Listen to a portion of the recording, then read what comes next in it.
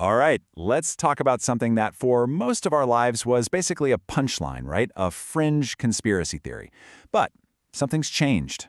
That same topic is now being debated seriously in the halls of Congress as a matter of national security. So, what on earth is going on? First things first, you've probably seen the language change. The government, the military, they've officially ditched UFO for UAP. Now, why do that? Is it just a rebrand? Well, it's way more than just swapping some letters around. It's a signal. You see, this new term, UAP, is intentionally much broader. We're not just talking about flying objects anymore. We're talking about phenomena seen in our skies, deep in our oceans, and, get this, even things that seem to move between the two. This isn't just a change in words, it's a fundamental change in approach. It's about taking a serious, systematic, and scientific look at something that's been laughed off for decades. And believe me, this isn't just some abstract debate. We've had decorated fighter pilots, guys like Ryan Graves, testifying under oath before Congress saying these things are real, they are powerful, and they pose a direct challenge to our national security. So why the sudden shift? I mean, what's different now? To really get it, we need to take a quick look at the official story, the one the government has been telling us for over 70 years. If you look at this timeline, you can see the official approach has been incredibly consistent. From Project Blue Book way back in the 50s, all the way to the new ARO office today, the message has been pretty much the same. We're looking into it, most of it is explainable, and there's no evidence of anything, extraordinary. And that brings us right up to the present. The crucial point from the modern official investigation is this. Even after looking at hundreds of new cases from our own military, the conclusion is exactly the same. Nothing to see here, folks. Or is there? Okay, now let's talk about a completely different story. A story that doesn't just disagree with that 70-year official narrative, it completely blows it out of the water. This is David Grush. He's a 14-year intelligence veteran who was the National Reconnaissance Office's guy on the UAP task force. And he alleged, under oath, that the U.S. is hiding a secret program that's been recovering and trying to reverse engineer non-human craft for decades. And Grush didn't just say aliens. He used a very specific, very deliberate term that he put on the official congressional record, non-human intelligence. But then he went even further. He alleged that the government has not just the craft, but what he called biologics from their pilots. I mean, his claims, if they're true, are absolutely world-changing.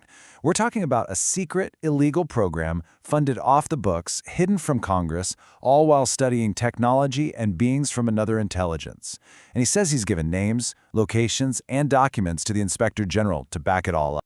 And Grush's testimony seems to be backed up by some official reports. Just look at this slide. It shows descriptions of UAPs with incredible capabilities, like one that apparently paced an F-22 fighter jet, one of our most advanced planes, through evasive maneuvers, easily.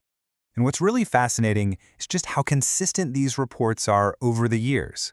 As you can see here, pilots and sensor operators keep describing the same things, often spheres or orbs that move in ways that just shouldn't be possible. No visible means of propulsion, seemingly defying our known laws of physics. So you have these two completely different realities. The official story of denial and the whistleblower's bombshell claims. And right now, those two stories are colliding in Congress, forcing lawmakers to finally get involved.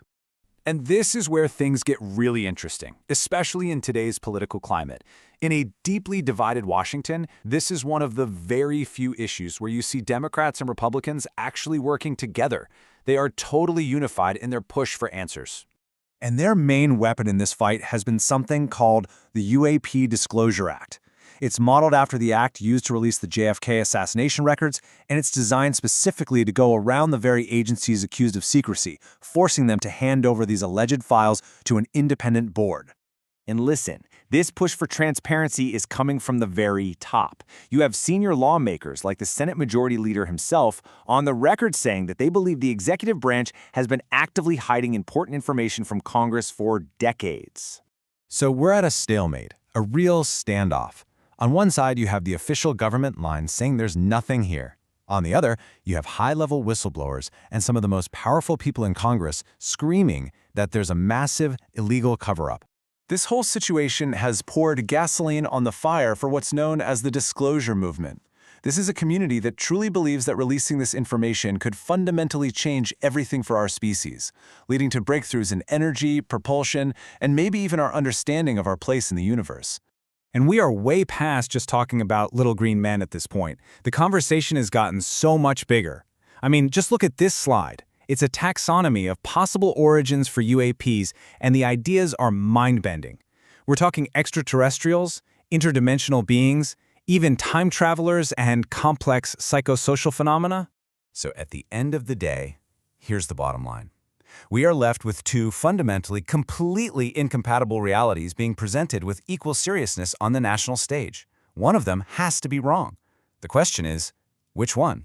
And that leaves us with the one central, unresolved question that frames this entire wild debate. Are we on the verge of the most profound revelation in human history, or is this just the latest, most sophisticated chapter in a long, long history of government secrecy and misdirection? That is the question that we and Congress are still waiting to have answered.